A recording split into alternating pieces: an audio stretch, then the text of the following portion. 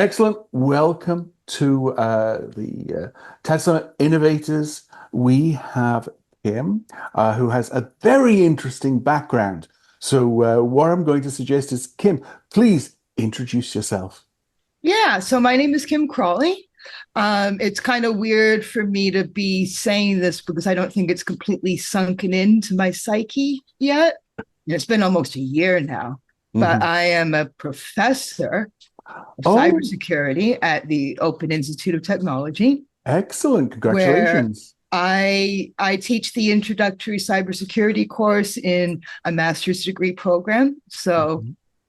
yeah, it's really weird that I'm a professor. It still hasn't fully sunken in yet. I think because I didn't go through the usual ways that people become professors. I Yeah. just kind of learned on my own and I got offered the job without even applying for it. So, Which, Excellent. um, which which are the best kinds of professors?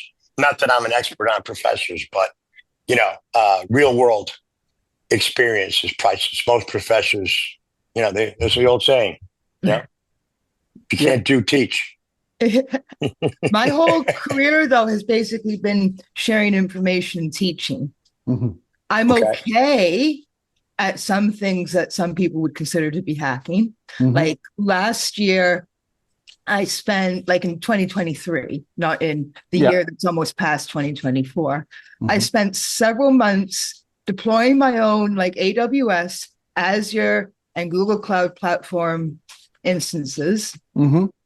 and going on to GitHub and finding a bunch of vulnerability scanning and enumeration scripts that other people had developed. Okay. And I had to film, like, well, not film, but record video tutorials and figure everything out step by step to be able to explain to people how to do this stuff. Mhm. And the book is called Cloud Penetration Testing. Ah. But to be, and definitely vulnerability scanning might be considered to be hacking by some people. To be completely honest, it's not really penetration testing because penetration testing is a simulated cyber attack, right? Yes. Yes. But the publisher titled the book that way, hoping for maximum sales. So, Gotcha. Understood. That's really interesting. So that's I've the got book hope. that you're selling with Aaron, or you've got the subscription to it with Aaron, or That was published by Pact, okay, so it's not a gotcha, part of anything that gotcha, Aaron is doing. understood. Um, so I do that. I got like a bunch of Hack 5 devices in Yeah. my office desk drawer. I've, like I've Yeah, got, Kim, can I ask you, do I've you got, have a Flipper Zero? I have a Flipper Zero. It's on my Wow, bedside. wow. And What what do you is a are? flipper Yeah. zero? Yeah. You want me to go and get my Flipper Zero? I can do that. Please. Please. And Okay. Oh yeah, don't worry, you we can can edit out introduce. the travel time. It- One oh, moment. wait, isn't Flipper a dolphin? It's something that Kim will explain, but There we go. yeah, That's a special Flipper. device. Wow, wow. And what does it do? It has a whole bunch of scripts in it for a whole bunch of, like, it can scan most types of radio signals. So the Okay. types of radio signals used by Wi-Fi, Mm-hmm. uh, let me see here, but not just that. Like, Mm-hmm. I think it can scan some shortwave radio signals. Gotcha. It can scan And like the Bluetooth. RFID Okay. Gotcha. frequencies. What does that mean? What information do you get from that? Yeah, Well, I'm the business guy, lame guy here. okay, most lay people use Bluetooth, even if Yeah. it's just to connect their AirPods to their iPhones or whatever. Yeah. Uh-huh. Right? If anyone in my vicinity has unsecured Bluetooth, for Gotcha. instance, Yeah. unsecured, it does infrared frequencies too. So Yep. I've used this as a TV remote. Mm-hmm. Gotcha. Um, Yeah. there are interfaces in here to read key fobs and the like. Yeah. Now, if these interfaces are secured well, the most I can probably get out of this device is this signal exists, Exactly. Yeah. right? But if it's not secured, if it's not encrypted properly, Yeah. or if on the endpoint it's connected to, that's not secured properly, Gotcha. then if you can put scripts on it, like it has a micro SD slot Mhm. that for data storage. I think I have like 100 gigabytes of storage in there.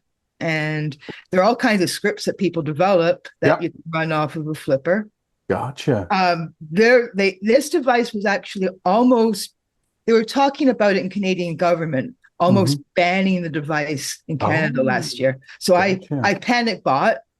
So I went to like a retailer based in California and Gotcha. panic bought one because I thought this device is about to be banned in Canada. It didn't get banned, Okay. but they're talking about Canadian government because there was the belief that with one of these devices, you could easily break into a car. You can use it for auto theft. Oh, can you? Is that possible? You know, apparently the radio frequency technologies that automobiles made in the past 15 years or so use, the rolling codes and whatnot, Exactly. would make it very difficult to use one of these things to steal the car. Yeah. Yeah. That makes sense. But, you know, you don't expect Canadian politicians to understand technology very well. Any politician. I live in a massive apartment building, like a literal skyscraper. So the parking garage underneath this tower is, I'm not exaggerating, it's 5 levels. Wow. I live in a really big city sort of residence. Yeah. And if I wanted to, I could take this, I could go down to the parking garages and I could probably get a bunch of radio signals off of a bunch of cars. Yeah. Oh, yeah. But I would have a real hard time breaking into anything. Yeah. But then again, some cars, they have Wi-Fi. So yeah, that might be the better threat model, right? Yeah. Because I get really concerned about these embedded systems in cars now. Yes. And there could be like Android Auto kind of embedded systems in a lot of these cars. Oh, yeah. If that's not concerned, if that's not secured properly, I might not be able to break into the car and turn the ignition on, but I could get some of that person's data. Yeah. Yeah, absolutely. Their sensitive data off of their car. Yeah. I saw that it's possible to use this Flipper Zero to scan bank cards, like doesn't matter which exactly, MasterCard, Visa, any kind of With the bank, chip. with all details. So only if you have real protection, like you can protect this card, but it's possible to go for a walk, or you are sitting in the cafe, any restaurant, and somebody, any hacker can use Flipper Zero to scan your card, and they will have all details. So they can copy it, and later they can sell in dark web, darknet, or they can pay via your details. Gotcha. And so that's using the RFID chip that sits on your credit cards. Gotcha. Yeah. And the second case, I saw that very often they use this Flipper Zero to copy keys at the hotels. So they can open any hotel room with this Flipper Zero. Gotcha. So they scan. Yeah. And they copy this signal inside Flipper Zero. Yep. So it's like universal key. And you can open any hotel apartment and that's flipping nuts. So this is something that they were going to make illegal. They should have made it illegal. So obviously the hotel, obviously hotels got to be aware of this now. I find it hard to believe that somebody can go get something like that and just break into somebody's hotel. Oh, no, I've seen that through a number of methods. But using the cards, and then because it's just a magnetic card in a lot of cases. So that has been known for decades now. It's just being bothered to do it. But coming back to you, Kim, though. So you're now Professor for Cybersecurity. Just interested to help our listeners understand a little bit more of your background on some of the work you've been doing. Okay, well, I've worked for so many different companies over the years. So some of the companies that people might be more familiar with Hmm. that I have worked for over the past 10 plus years now. Hmm. Sophos, Oh, yeah. BlackBerry Silence. So Gotcha. recently, BlackBerry just sold Silence off to another company. That's So right. Yes. congratulations to them. Um, yeah, so I worked for Hack the Box for over the year. My relationship with Hack the Box is interesting because most people's relationship to Hack the Box, if they have any relationship to Hack the Box, is I got involved with the platform and I started hacking the virtual machines, and I learned so much in the Hack the Box community, right? Gotcha. Yeah. My Yeah. experience with Hack the Box was never like that. Hmm. They were ready to launch a blog in 2021, Hmm. and I was just approached to do it. Gotcha. So I spent a year working for them and I helped to launch their blog. Okay, cool. Oh, that's So excellent. yeah, I don't work for them anymore, but Hmm. I learned a lot through the experience. I have a lot of respect for platforms like that that give people a means, because obviously the difference between penetration testing and cyber attacking is one of consent. Yes, And people aren't going to learn how to be ethical hackers if they don't have something to ethically hack. exactly. Yeah. No, And makes sense. just as I left Hack the Box, they were already planning to have an environment where people could practice pen testing cloud environments. So Hmm. that was pretty cool. So it's a coincidence that Pact approached me to write that other book a little Ah, after that. gotcha. Gotcha. But if people don't have things to ethically hack, then they can't learn. Yeah. So Hack the Box years ago started providing virtual machines so people could practice ethically hacking endpoints and servers. Yeah. Yeah. And then just as I was leaving the company, they were starting to develop a cloud environment for Hmm. people to, network, virtualized network environment Yeah. for people to Understood. hack. So the only Excellent. difference between penetration testing and cyber attacking is consent, Yeah. right? Exactly. Nope, that's clear because part of our community enables security. It's founded by Sandro Gauci. He does a lot of pen testing for companies because it's all in the real-time communication space. So, of course, there's a lot of vulnerabilities there. So he does a monthly newsletter. In fact, I'll provide an intro between the two of you because I think you'll learn a lot off each other because he just focuses on RTC security, but it's just like a gateway to opening up basically so many organizations. So, given your experiences, I'm interested to get your view on, there's a lot of government concern around the hacking of the PSTN here in North America. What's your view on that? Well, I mean, how are they going to differentiate domestic traffic from international nation state cyber warfare if Yeah. it's possible to use proxies to acquire domestic IP addresses and stuff like Yeah. that? It's a really complicated matter. Like, Yeah.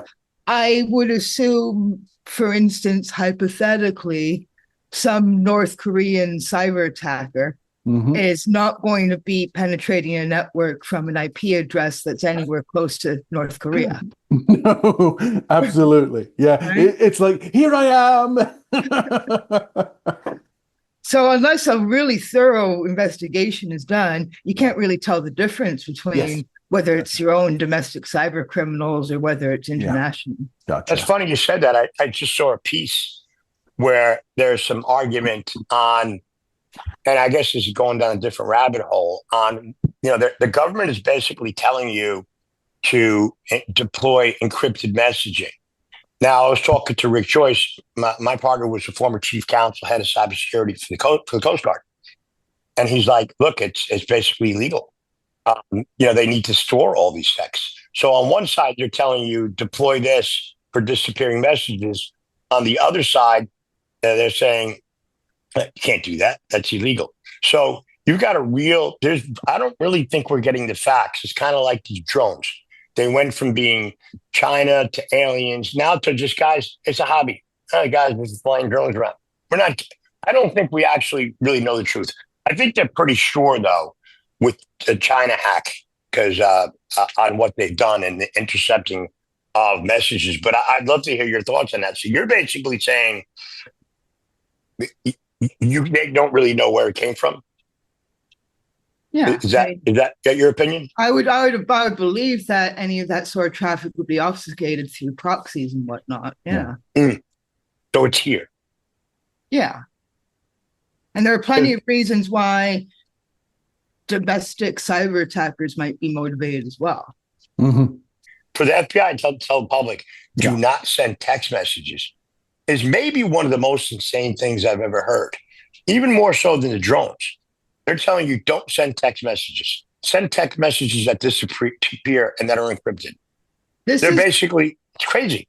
Well, yeah, but then there's another way to think of it, which is when I started hearing about that, I thought, I have not sent normal SMSs for anything beyond, hello, how was your day? Or here's this marketing text from some company.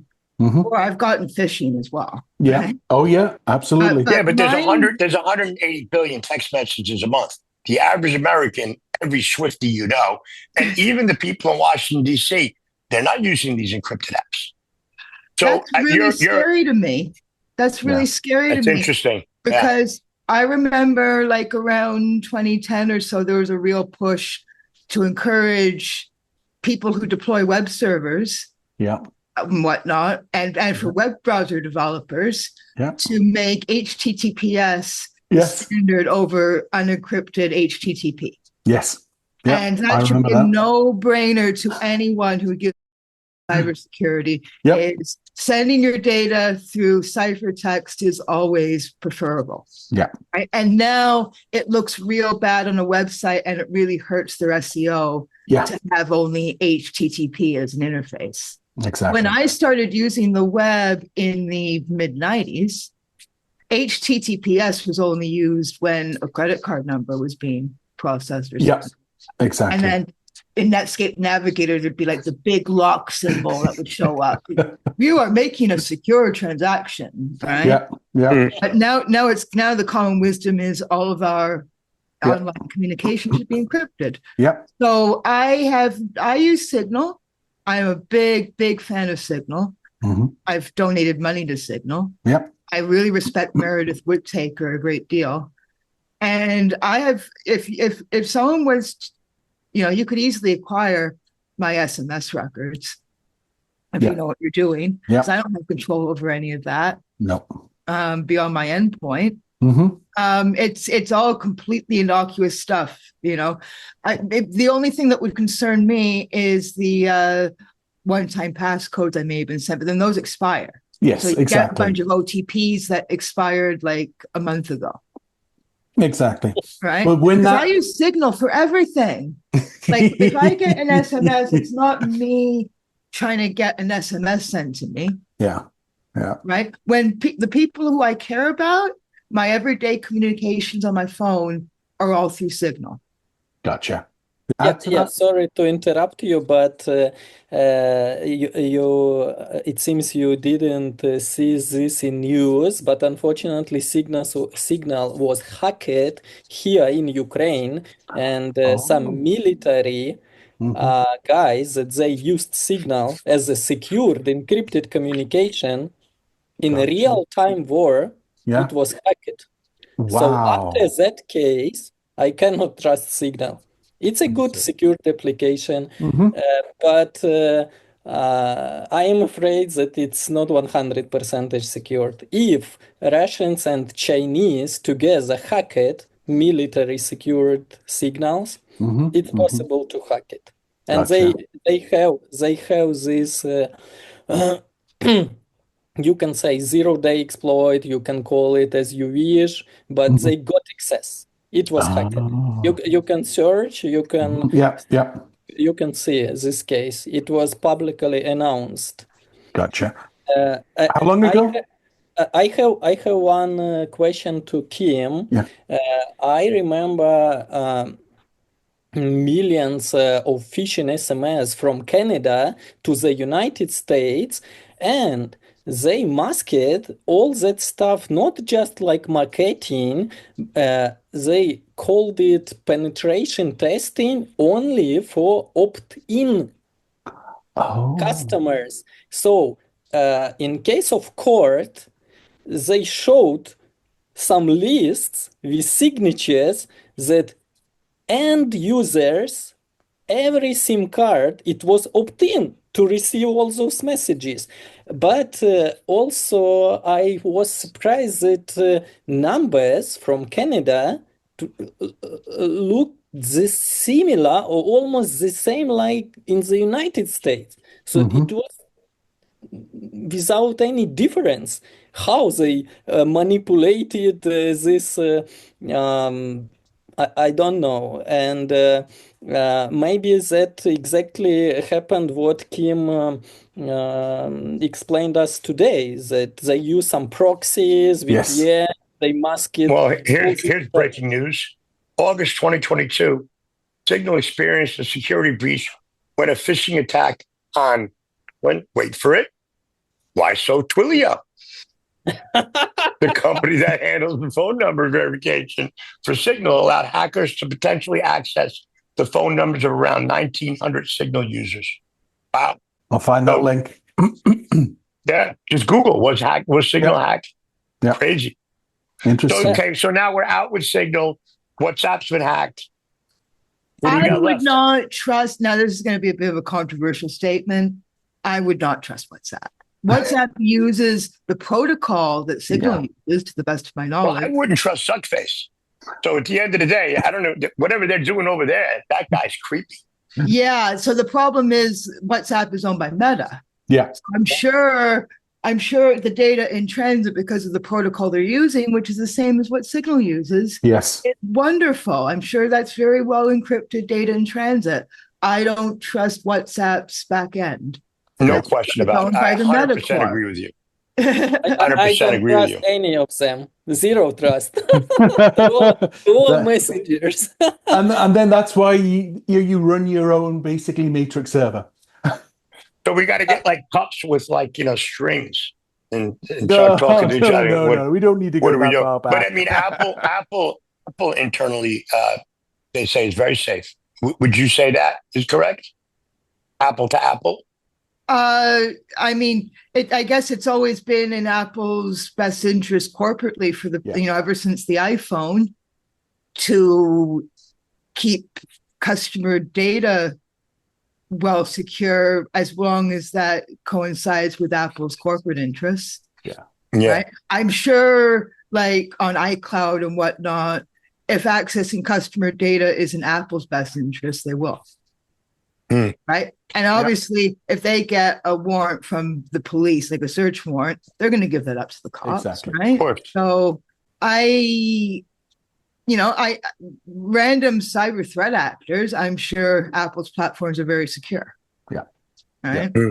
Makes a lot of So sense. basically, the solution is, because now you have this RCS, so Google RCS.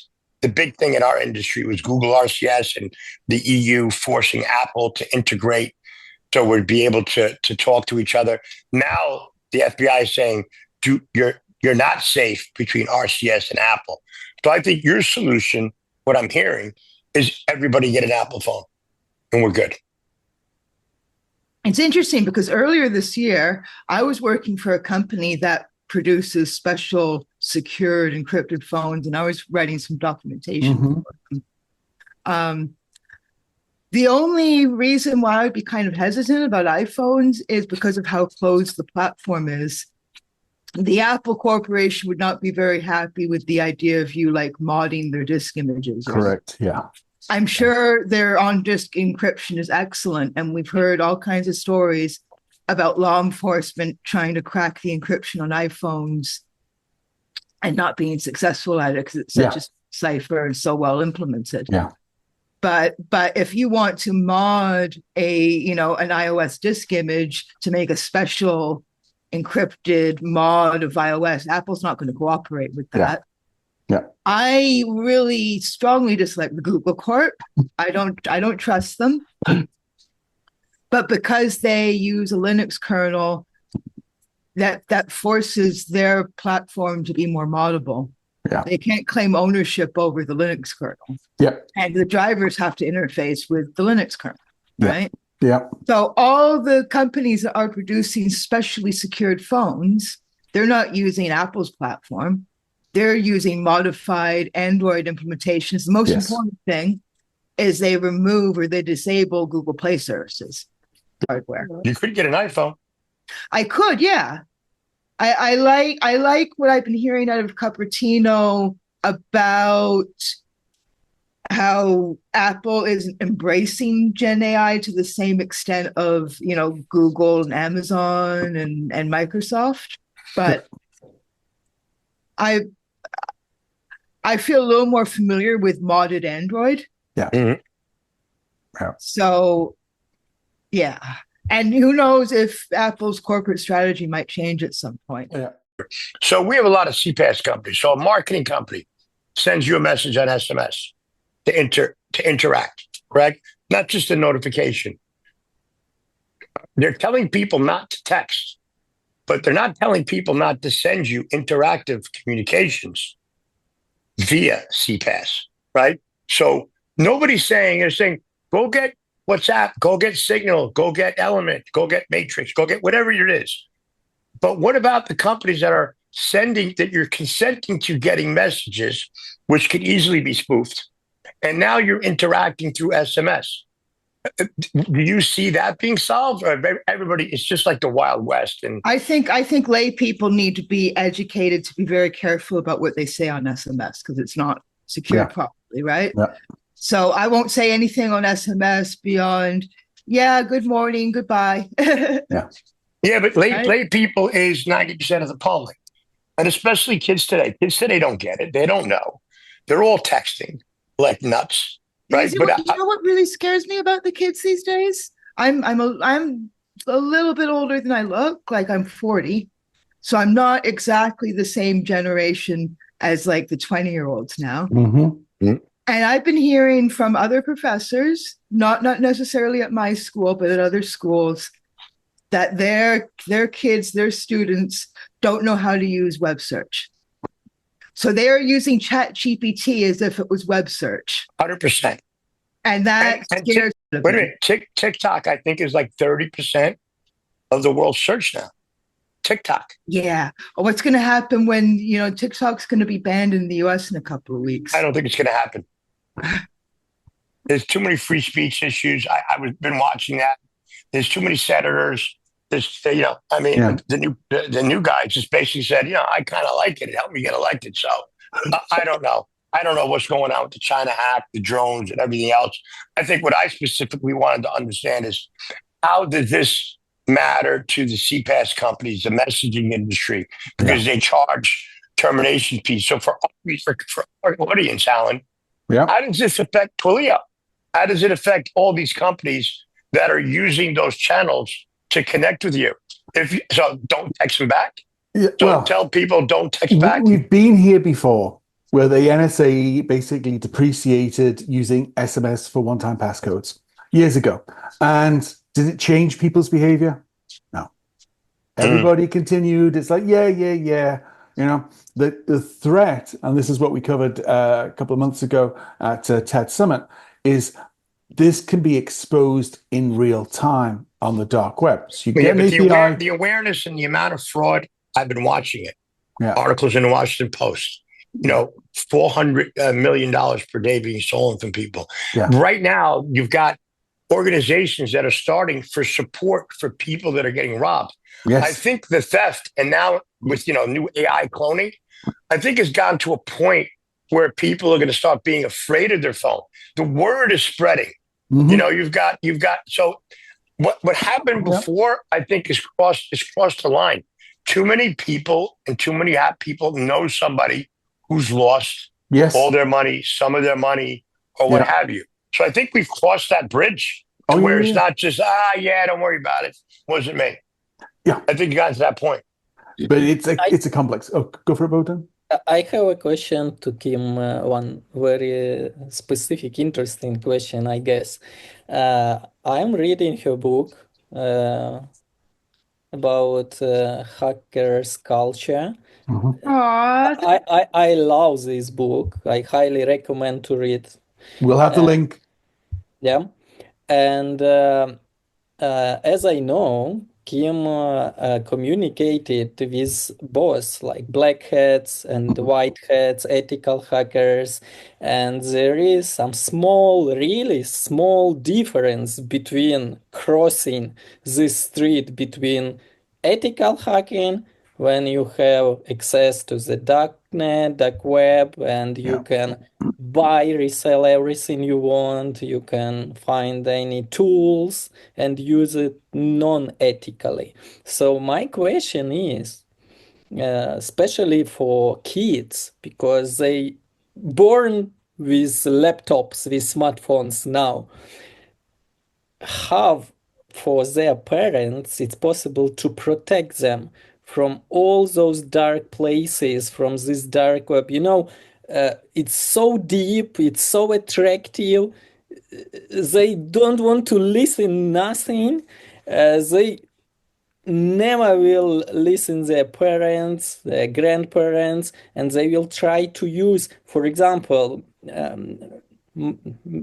about myself.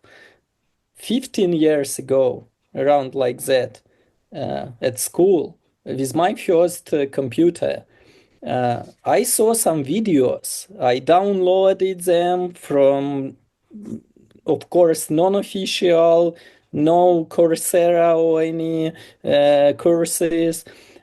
Some guys, they showed how to use brute force, how to generate some credit cards numbers, CVV codes, how it was funny for me. I didn't try, but of course I watched all that stuff and it was so attractive that I didn't study at all. All my nights I spent with my computer. I read all those forums, chats, I communicated with some, I can say, cyber criminals, and they show for free the experience worldwide. So how parents nowadays can protect their kids from all this stuff that is for free? yeah, I think it's great to put effort into security hardening endpoints, including mobile phones. I don't think there's anything that's a substitute for educating kids about engaging in good OPSEC.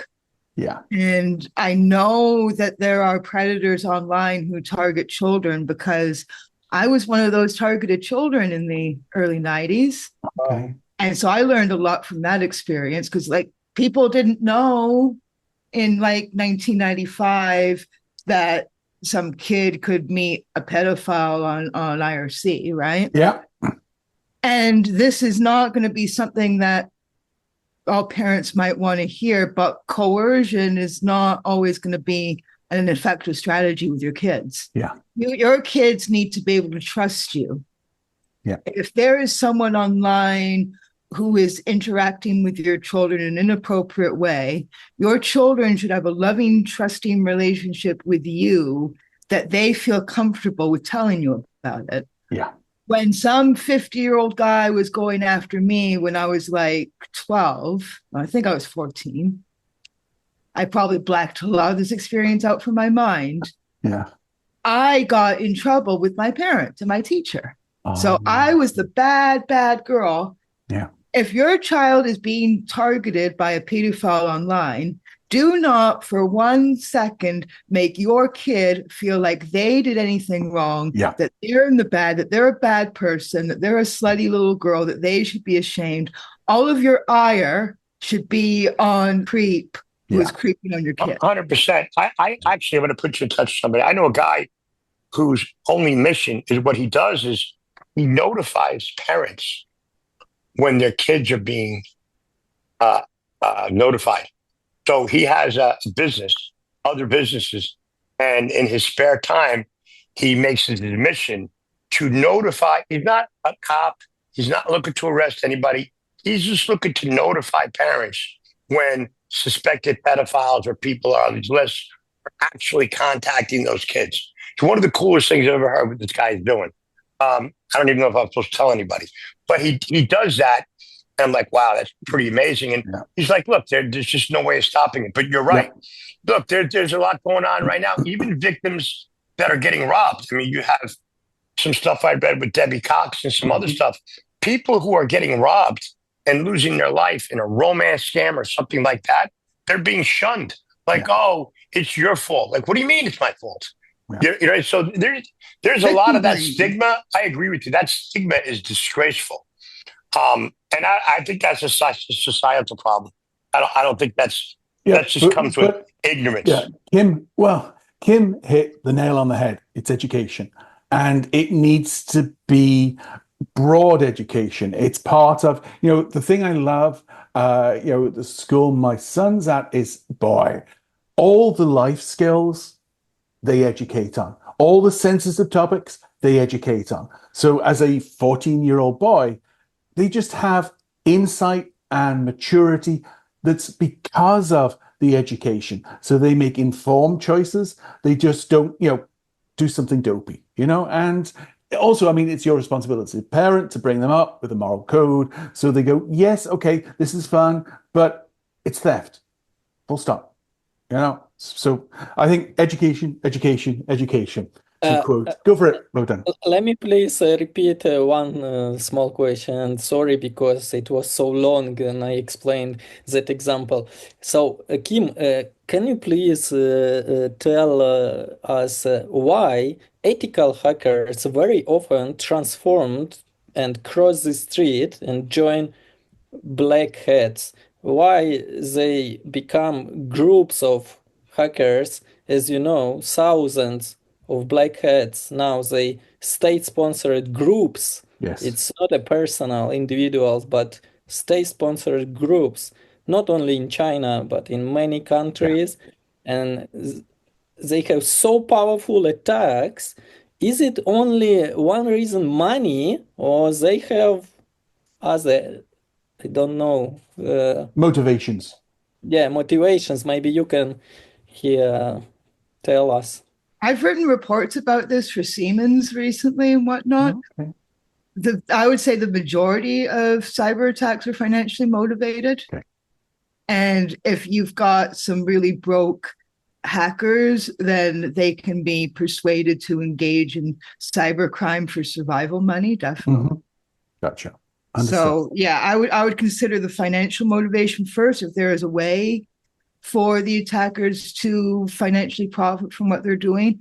If not, then it's one of two other things. It's state-sponsored cyber warfare, but from the hackers' end, that might be financially motivated because the military is paying them to do it, right? And then there's activism. Yeah. No, that's clear. That's good. So with that, because we're well over time, Kim, because this has been very insightful and interesting. And I will include the link to your book. So anybody who, and I'll include it on the video as well, so people can get that URL. Okay. So as you know, I've written a number of titles for Wiley Tech and for O'Reilly Media and whatnot. I'm very proud of them. And I still have a great working relationship with those publishers. But I've had this idea kicking around in my head for the past couple of years, write a guidebook to all of the important cybersecurity certifications and other ways that people can acquire experience and know-how and get their foot in the door in the industry. So it's not just certs, it's also college and university programs. It's platforms like Hack the Box and Try Hack Me and Code Academy and Capture the Flag competitions, bug bounty programs and all that stuff. Yeah. Because lay people are bewildered. Like on LinkedIn, I get messaged several times per week, Kim, how do I enter the cybersecurity field? And I want to make it simple. And I proposed my idea to O'Reilly and Wiley. And the only reason why they'd ever say no to me about a book idea is because they don't think they're going to make money from it. Okay. And they don't think that this book idea of mine is very profitable. Okay. So after thinking about it for a while, I decided to go the self-publishing route, which really scares me because I think they're going to think differently very soon. And I've been talking to a lot of people in the business world. I mean, you saw Palantir stock that's now gone to $170 billion. So I look at it from a market perspective. I look at the business side of things. I think that conversation changed in the last few weeks, literally. So literally, about a book that's a guide to. I think it's genius because we talked about it in the last podcast. Yeah. Nobody wants to spend money on cyber because they have to. But the new administration that's coming in, you're going to have to. And it's not going to be, well, what's it going to cost me? I mean, they tried to kick in $3 billion to the operators to rip out equipment. But they were also responsible for a certain amount of that. I think the culture is going to change drastically. We're living in a new world, and it starts in about a month. And it's already kind of started. And it's going to be very security focused. So I think your book is going to be huge. Look, they're going to start hiring people. Just look at Palantir. Well, Palantir is going to be it's going to be $1 trillion cybersecurity company. Well, based on what you told me, you know what might happen. Tribe of Hackers, I think, was originally self-published. Yeah. And then that book was, and I was in it. I was one of the people interviewed in that book. Mm-hmm. And it was commercially successful. And so Wiley Tech approached them like, let us publish it now. We want some of that Tribe of Hackers book sale money. And that's how I got my foot in the door with Wiley Tech in the first place. Gotcha. But, you know, I think you need to get educational out on YouTube. I mean, we started this YouTube channel with like 200 people listening. We've had podcasts with 78,000 listeners. It's crazy. And we talk about telecom, which nobody really cares about. So like we have 30,000 people within the telecom industry. I had a principal architect for a mobile operator saying, oh yeah, I'm a fan. You're a fan, you're listening to us. So I think the medium books are great. And very few people are reading as much. I think what you need to do is start having the program. The educational marketplace for YouTube is going to be the most explosive marketplace there is. Meaning people learning how to do this, how to do that. I think you may want to rethink your business model on educating people from books to monetizing it through YouTube and through the YouTube channels on how-tos. You'd be surprised how many people are using YouTube. Writer. I don't want to just do YouTube videos for a living. That's scary and unfamiliar to me. Yeah. I don't think you're afraid. I appreciate all of your advice greatly.